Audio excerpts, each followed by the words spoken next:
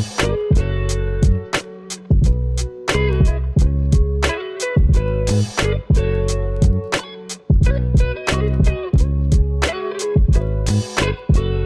excited to have you on the podcast. I actually learned about you and your music through my podcast manager, Katie. She's a huge fan. Yeah, I've been listening to your stuff and binging it, and I also am a fan now as well. I feel like when I listen to a lot of your music, it's like therapy for my ears. It's like very zen or peaceful, or like just moves you emotionally in some kind of way, which I know is a lot of your intention with your music. It seems like it's good stuff. Really been enjoying it.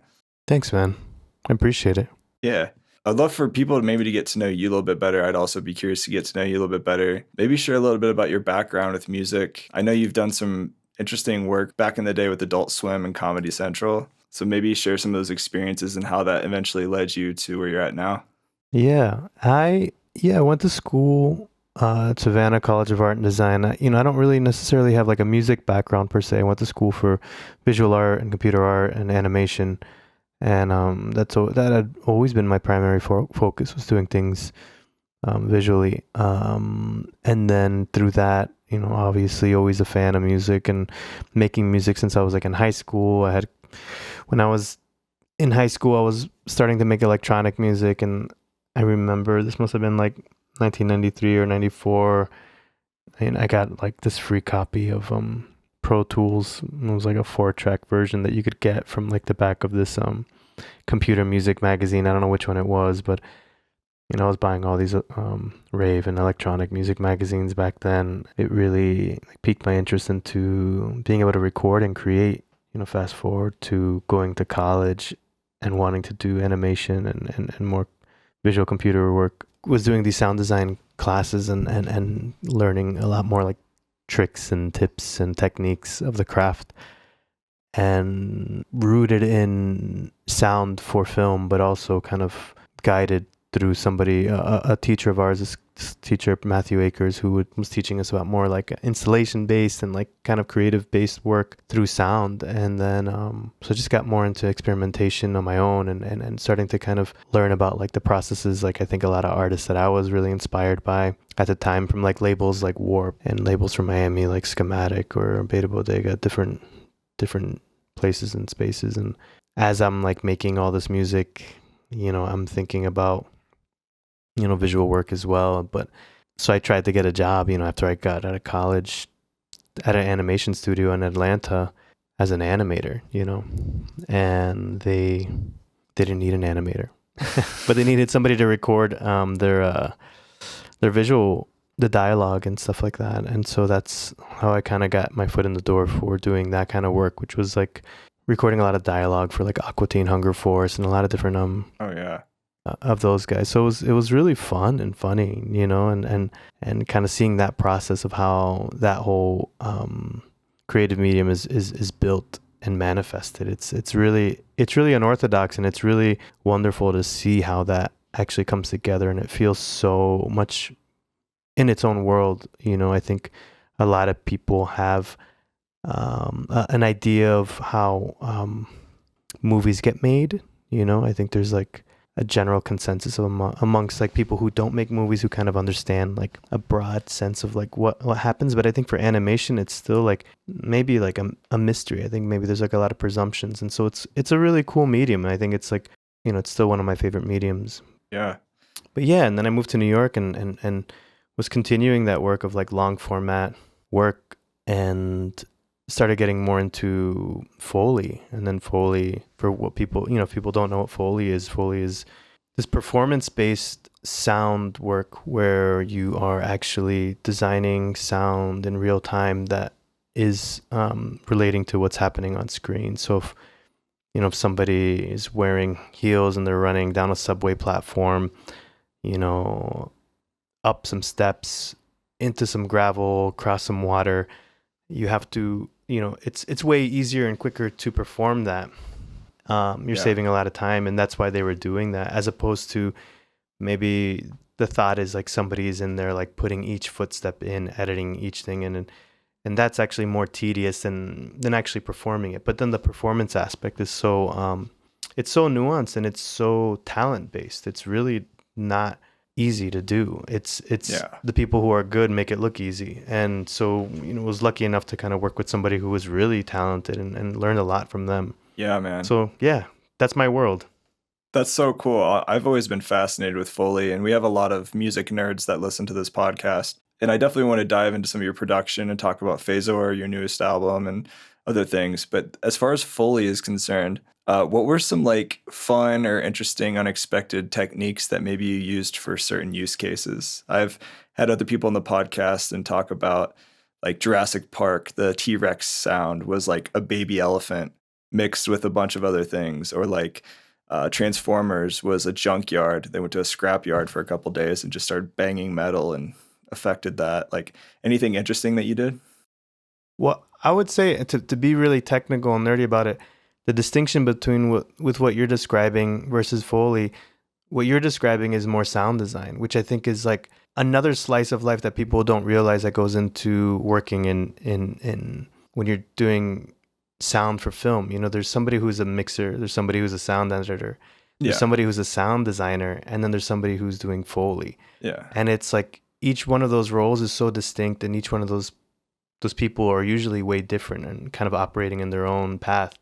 And there's usually a sound designer who's like navigating everything. They're like, okay, I can sound design like these things like you're talking about. Like I can do the T-Rex sound. I can do these things. I can go out there and go to a junkyard and record all these things and mix it with things, other sounds.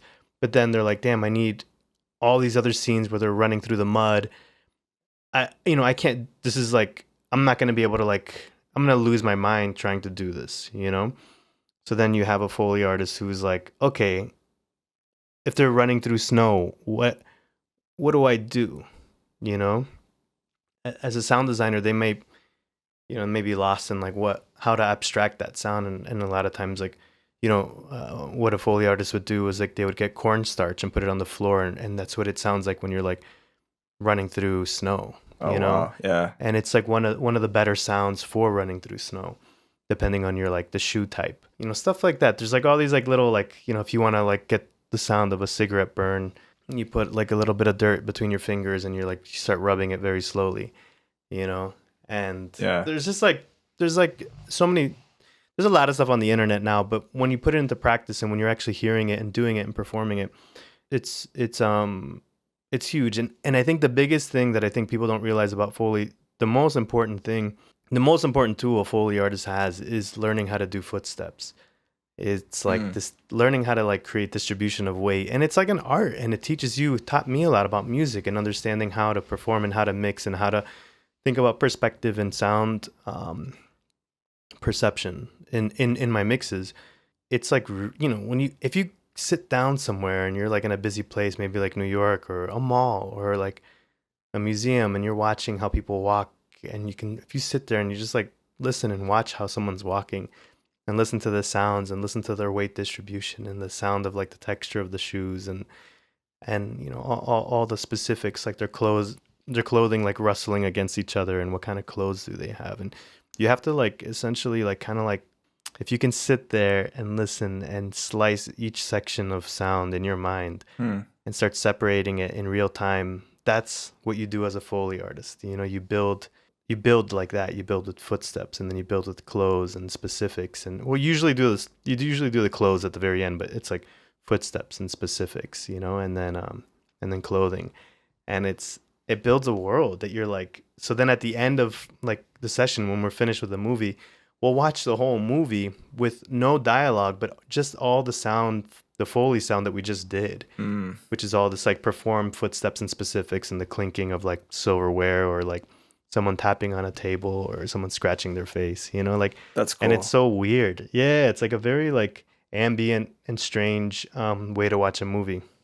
Oh, I imagine. It's like a higher version of ASMR, I guess. Oh, that's really cool, though. I'm sure you probably had quite a bit of ear training through the process of learning how to do all that. And would you say that, I guess, your heightened awareness for sound through the Foley process and experiences you've had, do you think any of that skill set like fueled your Helado project with what you're doing? I think so. It really informed, like what I was saying before, like thinking about how sounds, in their separate state come together and create something they create this environment. With your eyes closed, that environment is illustrated, and I think that's a really beautiful thing. Like, I think a lot of times if you're listening to like just Foley, and if you were like closing your eyes, you could hear somebody walking and they're walking through a park and you hear chatter and you can kind of visualize where they're at. And I like that idea of, music is already in that world where it's just like, you don't have a visual guiding you. You're directly in somebody's head. As soon as the music goes on, you're like immediately penetrating their brain, and through that you have all these ways to illustrate ideas and feelings and visualize so much. So I think it's elegant in that respect, that you can create so many spaces with doing a lot of things that are very subtle, that cumulatively like build up into something so interesting. So I use that a lot. I definitely I'm always making micro movements in how I'm building my sounds, and a lot of things are hidden in there, but I think they ultimately like kind of are vertical and create like a bigger sound and bigger ideas that start to reveal themselves over like multiple listens. Yeah, that makes sense. I know that you do a lot of sampling and creating a lot of your sounds from scratch using a lot of analog, which I really love and respect. I think a lot of my favorite tracks I've made and other artists I know of is usually when they don't follow a specific workflow every time, and they're just kind of experimenting and trying new things. And I know just from listening to other podcasts and interviews with you, that's a big part of your process, is just getting out of the box and just trying all kinds of new experimental workflows and stuff in the studio. I can imagine maybe some of your experience doing Foley and sounds for animation and stuff maybe probably fueled some of that out of the box thinking as far as creating in the studio. Yeah, I think in general, approaching who you are and what you do on the day to day, I think is like really important to kind of like remember that everything you've done before can be undone, and it doesn't mean that everything you've done has to create the boundaries for what you can do. And I think that's where I try to live. I'm not trying to. It's not that I know that I make. The thing is, I know it's like with anyone. It's like you're gonna have habits, and the way you kind of guide yourself, you're probably gonna make a lot of similar sounding work. So it's like, don't fool yourself, but also don't fight who you are, and amplify the parts that make that the most interesting. So I think that's what I try to focus on. It's just like, cool, like I know what I do, and then I'm just looking for the differences in what I do while I'm doing the things that I do. And then when I find them, I'm like, let's take this, and now like maybe I can develop this smaller idea into a bigger thing, and know that it's different than anything I've done before, because I know that I purposefully tried to find that within something that I already do. Whereas I think a lot of people, maybe from conversations I've had with people who've asked me, like, how do you get out of like your own head with your work? And I think part of it is that it's like not trying to be someone that you're not. I think your work is so evident. It's like you're you. Like you can. It's really easy to hang on to that, and then just keep plugging away. And that's what I do. I just make as much as I can, and then I find it, and I'm like, okay, cool. Finishing it is the hardest part. Yeah, most definitely. I think some of the best advice I was given when I started producing was just the push to finish an idea. Because obviously, as you know, you could work on the same thing for 7 years. Then you look back on your life and you're like, what did I do the last 7 years? I never released a song, but I have this song that I've revised 1,000,000 times. Yeah. I think that the crucial thing about finishing is just knowing that it's as good as it's going to get in that moment for you. And you should be happy to know that, and that you always have an opportunity to make something new and make something that you'll enjoy more. I think it's like the perspective, like you'll never know until you're like, cool, this is done, and like, let's move on. Yeah. Do you have like a checklist, whether it's like conscious or unconscious, that you typically stick to as maybe a basic guideline for when a song is done to release? No, I have no idea. No, I don't. And the tricky thing is like, I'd say the only tricky thing that exists for me that was kind of like a newer revelation was like sometimes when we finish songs and then, we work with a label and the label wants to share it with radio programmers, radio stations, and a lot of the radio stations want a radio edit. And so then maybe your song is like this, you're like, your 10-minute opus, and you're like, and everyone likes it, but they're like, is there a 3-minute version? And you're like, oh my God, So Yeah. I'd say that's the only challenge in respect to a formula, that kind of presents itself as, if you want to think about it, it's maybe worth thinking about, but if, don't limit yourself to something like that. But I don't necessarily, I don't know if there's something I would say maybe I for the most part wait until the very end to re-record my vocals. And that can be really horrible and tedious because you're just, it's just minutia and you're like moving like a centimeter at a time. There's not like, yeah, you're just like hung up on the way you kind of emphasize the word I, and you're just like, it's psychotic, it's like, it really is. And Yeah. ultimately you're like synthesizing sound, you're synthesizing your voice, just like you're like tweaking knobs on a synthesizer, you're sitting there and like micro manipulating the way your voice sounds in that moment, Yeah. And that's just something, it's like the perspective to always have to be like, yeah, I'm faking my voice right now. Anyone who's recording their voice is doing that. They're synthesizing. It's not how it is in real life in person, Yeah. I can imagine as an artist who does record a lot of your own vocals, and I'm sure mixes and does a lot of processing on the vocals, you hear the same thing over and over. And I would argue that the voice is the most personal instrument. It's something that's an expression of directly who you are. It's coming out of your mouth, I don't record my own vocals, but I imagine as a vocalist who does, it could be easy to overthink the process of every phrase and every vowel and what you're doing at times. Yeah, for sure. 100%. It is. I agree. Yeah. Well, maybe let's talk about some of the process as far as a technical level with the gear and mic and stuff that you use. Like I said, there's a lot of nerds on this podcast. So maybe talk about what does that look like, even maybe down to like a vocal chain or whatever you want to share. Yeah, I'm trying to think. Well, maybe for this most recent record, I got really lucky and I was able to purchase like this U87 from 1980 mint in a box, was never used, stored away. That's wild. In the mountains of Bolivia. Honestly, a friend of mine sold it to me. It was in the packaging and everything. It was just never used. And so it was just sitting in his closet, like he didn't know what he had, or no, it was sitting in a store, and he was able to get them at a good price and sell them for a good price. And so I came upon that microphone and I used it for the whole record. And the signal chain was really simple. It was like, I didn't have any special preamp for that. I just went straight into my Antelope Discrete 8 interface and then, did a lot of processing post-wise in Ableton. And so there isn't any kind of like secret signal chain, secrets I could spill about that necessarily. Just because I was trying to, at the time I was having some kind of like radio interface issues. So I was trying to keep the line as clean as possible without passing through some kind of like analog gear. Okay. Outboard gear. So then, so I loved it. I wouldn't say there's any kind of like secret. I think the secret is finding a microphone that how to get your sound with.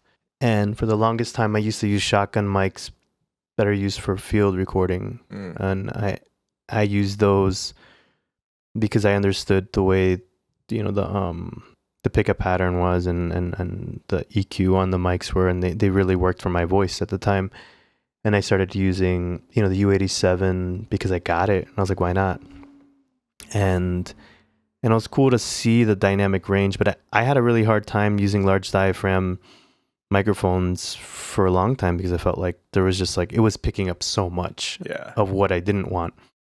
Yeah. And so I kind of had to relearn how to EQ my voice in some respects without kind of like making it too unwieldy, where I was just like felt nervous about like moving anything. I just wanted to get to a place where I was like, cool, I know exactly what I can do and what I can't do, and see what's possible as well. Mm-hmm. So yeah, I feel like that's the headiest or nerdiest thing I could talk about in terms of my voice for the record. That's totally cool. I do love the mixing on your voice. Like, you have a great voice, first of all, but you use some like nice lush reverb delay kind of effects on some of your tracks, even in PHASOR, that I really liked as well. The processing, yeah, I do a lot of outboard stuff. So I'll like send it through a chorus echo that I have, or I have an echoplex that I have. Mm-hmm. I definitely do a lot of that. So I'll like EQ it and then I'll send it back out and then create all these like variations on the delays or wet signal paths for stuff like that, and then bring it back in and then combine it with like digital reverbs or delays. So I'll use like analog delays and then put them back in and then like mess with them even further. So it's just like it's a constant feedback loop of just like processing until I get something that I feel like fully complements the idea of what I want to achieve. Yeah, that makes sense. I was gonna say, you have some nice gear. I was watching some other videos with that Echoplex. Huge fan. Every time I hear somebody uses one of those, I'm like, damn. But to be honest, and I think it's always worth telling everybody, I think the main reason why I have it isn't because I think the sound is better than anything that exists on the computer. I think there's a lot of like native plugins in Ableton that sound a million times better than this Echoplex or my Space Echo. I use it for mental kind of just like to stimulate my mental world of what I want to do creatively. So getting up from my desk and using my hands with something, it makes me think about the song in a different way. That's really the main reason why I use it. It isn't that I think it's better or I think that it's worth the money, you know. So I don't necessarily ever recommend anyone buying any of these things, you know, because I think everyone is stimulated in such different ways, you know. So I don't ever think that gear is the answer, you know. I think I've always thought the opposite, you know. I think you can really find more of what you want to do with a lot less, you know. And I think I've tried to do that as much as possible. There's a song on the record on PHASOR that is called Best for You and Me, and there's a lot of people who hit me up and ask me. It's kind of crazy. A lot of people actually ask me about like the bass sound of that and like how I got this like synth bass sound, and I think everybody's so curious. It's just like, I don't know why it's this big mystery, you know. And I was like, man, it's literally one of the Ableton synths and like a quarter note delay in Ableton. And that's it. Do you know which synth it is? I think it's operator, maybe, or maybe it's analog. It's one of the two. Yeah. But I was like, that's it. I 100% agree with you. I don't need an Echoplex at all. It's a desire thing. It's like it's just like a fun toy to have. Yeah, 100% agree. I think everything you ever need to make good music is stock already there in front of you in the browser. I don't think you have to go out and buy these toys, but if it can enhance your like headspace and workflow and you've got the extra cash laying around, then like have fun with it. That's kind of my opinion as well. Hey, just wanted to take a brief second and talk to you about Magic Mind. I am a huge fan of this product. It's a little 2-ounce shot that keeps me going throughout the day, gives you all the mental clarity and focus that you need to accomplish the tasks that you need to knock out. If I'm in the studio just producing or hanging out or collaborating with somebody, it's a great way just to stay awake. It really helps me get into that flow state. And it includes all the good things like the most high quality matcha you'll ever have with a bunch of adaptogens, functional mushrooms, and it just makes you feel good. You're not going to get that nasty crash or hangover like you get chugging all these other energy drinks out there that are bad for you. It's very different. Highly recommend it. Check out the links in the show notes for more info on Magic Mind. Give it a try today and use the code Ableton Music. That's all caps, Ableton Music. It gets you 48% off subscriptions, which is a really good deal. And if you hate it, they're going to refund you. So you have nothing to lose. So give it a try. Check out Magic Mind today. I promise you're not going to be disappointed. And also, I should also state that I got this Echoplex in like 2003. Oh, wow. You know, I got it most of the like analog gear that I have, I got for nothing. That's awesome. To like 100% Like I want people to know that, like, the most expensive thing I've purchased was my monitors, in the past few years. I think everything else I've really, I have like an ARP Odyssey that I got in like 1999, and I got it for $100 and I traded a bike for it, Damn, dude, that's crazy. Because a lot of that stuff has just become more expensive over time. Yeah, and like the Echoplex I got for like $200, and then that's crazy. I have I have like a Nagra that I got for like $100. All these things, like I don't, there isn't like anything that I would say is like super expensive, I was gonna say the Echoplex now is running for about $1,200 used on reverb.com. Yeah, and the other thing that I try to warn people about too is just like, don't if you're gonna buy some analog stuff, be ready to invest in maintaining it. It's expensive to maintain, and if you don't know what you're doing, or if you don't have like the right guy who knows, or the right person who knows what they're doing, it's going to cost you an arm and a leg. You're going to be paying like $60-$70 visits like every few months if there's something wrong that you don't know about. There's just a lot. It's like getting a car, so it's like I wouldn't I've been trying to tell people this too for live shows. It's just like I have a lot of friends who like bring like old analog pedals to shows, and I think, for the most part, they do such a great job, but then there is an aspect of them breaking down, and I think it's just like finding things that are a little bit more convenient to find if you are on the road and it breaks down. You're like, I'm glad I have this like digital delay pedal that emulates analog delays instead of like my like $600 analog delay that like I don't want somebody opening it up on the fly and just trying to fix it, if I don't know them. There's definitely the convenience, especially on the road or if you're playing out live, of having a plugin that's never going to need to be fixed. Even if you pay like $200 for it, it's always going to sound consistent. Yeah. That's nice. I love UAD for that reason. They make some good stuff. There's a lot of other good emulations out there. Yeah. So like speaking of gear, just wrapping up that, is there any other like go-to hardware instruments or pieces of gear that you couldn't live without that you love? I think ultimately my computer. I think it's just like it ends up being the thing that gives the most. I can do everything that I want to do with it. That Salmar generative synth is really fascinating. I saw that in your trailer for the new album for PHASOR. That was really well done. If anybody doesn't know you, I would recommend go watch that video on YouTube of the trailer for the new album. It's really well done, and it shows. Yeah, it's called Stories of PHASOR. Go boost his streams. Yeah, but that Salmar generative synth, like, where did you get that? That was really, really interesting. I've never seen one of those in real life. I didn't get it. There's only one, and it exists at the University of Illinois Champaign campus.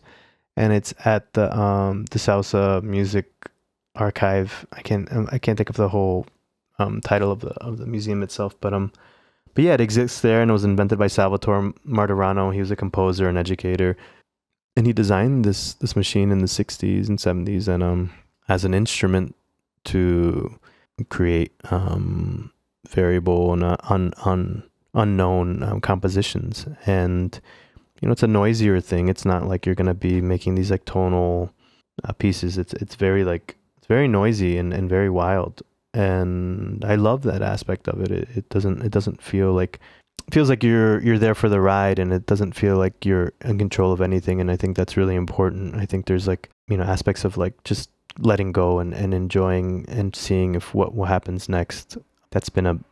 I think that's what's really cool about it, and I think I think people should check it out. And I think more than anything, I think there's like so many instruments out there, and I think what's good to know is like there's so much out there. I think it's easy to find something that you feel like is something that inspires you. I wouldn't like everything that exists is just, there's just so much now. It's just like, why not just find something new for you? Like maybe you don't like keyboards. Maybe you like rubbing, a panel with like contacts on it, or maybe you need like a brain sensor headgear and connect it to your synth. I think it's just like, think about it in a million different ways, and don't feel like your fingers have to be the last frontier. Yeah, that's well said. There's a quote by you that I really liked from another interview I heard. It said, you said, trying to capture the emotions or energy of ideas being created is more important than finding the perfect sound or audio quality. And I thought that was well said. So a lot of times people are like, oh, does this sound perfect? Or like trying to over polish like certain instruments or tracks, when sometimes just like the emotion or the energy of a new idea is really, I think, what matters the most at the end of the day. Because that's what people are going to hear or see. Not many people are going to be Yeah. listening on like their iPhones or a crappy speaker and be like, oh, I don't know, there's a little bit of a resonance at 300 hertz. The average listener is more focused on the way that they feel about a song or how it captures emotion. It's hard to draw the line for sure. I think with every step that you are creating music and recording music and thinking about how to design it to share, it's hard because you start to hear new sounds and then you're like, oh, I like this new sound. I like this sound that's like brighter or bigger. So it's hard not to think about the options. I think option paralysis, or it becomes like a huge part of it. And then you're like, well, I know that it can sound better. Yeah. And you're like, well, this always feels better when it just feels more natural. But you have to take the risk sometimes. Sometimes you're there and then sometimes you're like, I'm gonna try to re-record it, and then you just spent like, a month trying to recreate the feeling, and then you go back to it and you're like, man, nothing sounds like that demo. Yeah. Sometimes the things that get in the way for producers are things they already know. You've probably got other things to do, and I appreciate your time hanging out on the podcast. Once again, I like your music, and just really love the energy, what you put into this newer album, PHASOR. Maybe briefly just talk about the album, maybe the creative process or inspiration behind it. Yeah, PHASOR is a record I made here in Asheville, North Carolina, and I think a lot of the works were pieces that I wanted to kind of just like express a lot of freedom in my own songwriting. So I wouldn't necessarily say that there's a lot of like songs with choruses or hooks per se. There are a few, but there's a few standouts like Out There or Echo Tricks Me that were like, I felt like were kind of hallmarks of what I wanted the aesthetic attitude to be, which was like these kind of interwoven, rhythmic, melodic, and percussive patternings that like, really gets you lost in feeling a lot of the sounds and hearing a lot of the sounds and looking for the sounds, and as you're listening, they kind of just like start to reveal themselves if you kind of let yourself listen. I think that was like a lot of my intention at the core of it, for sure. Cool. Yeah, and I also know that I think nature was like a big driver behind some of the inspiration of this album too, right? Like you wanted to live closer to the Smoky Mountains. And I know some of the filming promo for the album was you up in the mountains quite a bit. Yeah, no, I live in Asheville, and so, all the Smoky Mountains, Appalachian Mountains surround Asheville, so it, just the expansiveness is really kind of, it's hard to avoid, so it really overtakes your sight lines and, what you're surrounded by. It's not that it forces you to feel like you have more space, but you come to appreciate the space that exists out there, and as you get into the nature, you don't necessarily feel like you're like, wow, I'm in this like, this never-ending space.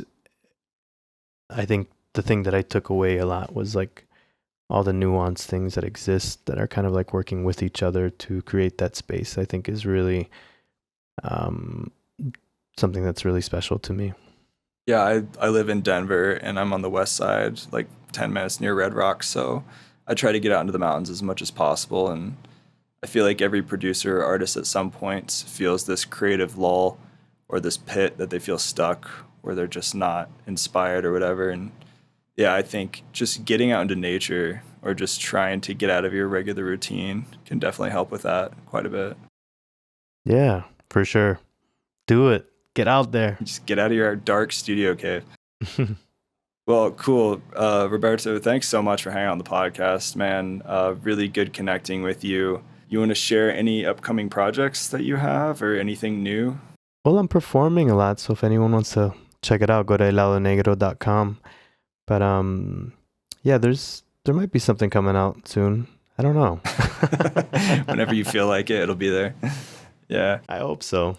Nice, man. Well, if you don't mind, I want to take one more second, and you're the first person I'm actually doing this with on the podcast. I haven't mentioned this on the podcast before, but I built an AI chatbot for Ableton, and I would love to test it with you and just see what it spits out at us. So if you had to ask an AI bot any question related to music production or Ableton Live, what question would that be? It could be as intense, as descriptive as you want it to be, or general. Doesn't matter.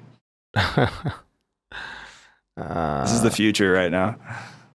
What kind of music would be native to AI culture? That's a good question.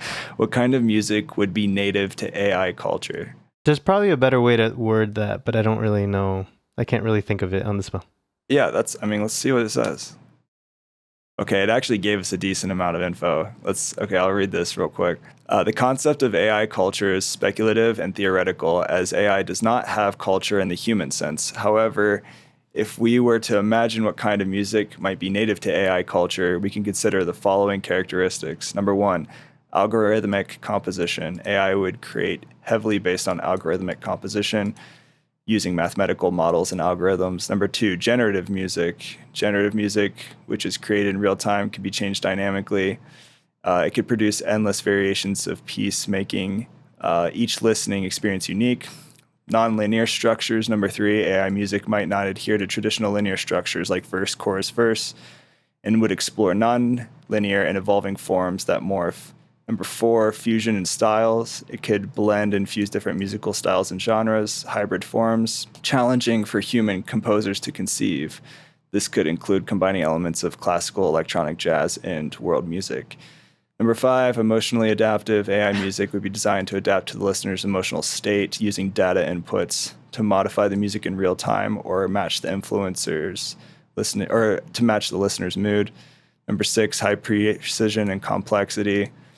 Number seven, interactive and collaborative. Music would be interactive, allowing listeners to influence and composition process in real time. Data-driven themes. It also gives example tools and techniques using Max for live devices, tools like generative sequencers and composition devices, machine learning models, using models trained on vast data sets, interactive music systems, and then it has a conclusion. So yeah, there's your answer. I think the first part is definitely the answer. Yeah. What it said. Definitely I think gave it's us true. more than we needed, but yeah, there you go, man. That's something I'm just trying at the end of the podcast because I haven't really officially announced it yet, but I'm curious what people's thoughts are. And you can get real specific. The Ableton brand manager, Alberto, I sent it to him, and he asked it, how do I make a star colliding into a planet sound using operator? I followed along with the steps, and it actually was pretty wild. It's like use an envelope follower on the saturator to make an initial spark and a harsh attack. And it was like, what? Yeah. Wow. That's a better question. I like that. Thanks, man. Thanks for everything. Thanks for joining the podcast. Once again, love your new album, PHASOR. Everybody go listen to it. If you haven't heard Roberto's Helado Negro project, it's really dope. Yeah, man. Any last words for anybody, or where's the best place for people to connect with you? I'm everywhere. I'm on Instagram. I'm on Twitter, or whatever it's called now. X. Yeah. Or maybe just connect at a show. Come to a show. Yeah, for sure. If you ever come to Denver, I'll try to make it out. Yeah, I was just in Denver. Oh, really? Where'd you play? What's that place called? It's like that bar. Your mom's house. There's a lot of venues in Denver. That one bar. It's small. That one bar that has the two doors. I don't know what it's called. Globe Hall. I haven't been there yet. Yeah, Globe Hall. Was it good? Yeah, it was good. Yeah, it was great. Had a great time. Nice, man. Yeah, there's a good music scene here. All right, peace. Later. Hey, thanks for listening to the podcast. Do me a huge favor if you would and hit that follow or subscribe button wherever you're listening to the podcast. If you don't hate the podcast, please leave a 5-star review. It would help me out a ton. Don't forget to check back on Tuesdays for new episodes. I plan on cranking out a lot more in the upcoming future. Also, if you didn't know, on Spotify, if you click on an episode on mobile, you can interact there and you can tell me what you think about this episode and other episodes, and it would be great to hear from you and see what you're thinking about the podcast. If you want to be the first to get new episodes and stay updated and get free new devices and sample packs and other stuff that I'll be sending out in the future, join the newsletter. Just go to liveproducersonline.com/newsletter and or check out the links in the show notes. Make sure to give this guest a follow on the socials, give them some love for spending their time. And once again, thanks for listening to the podcast. I will see you next time. Later.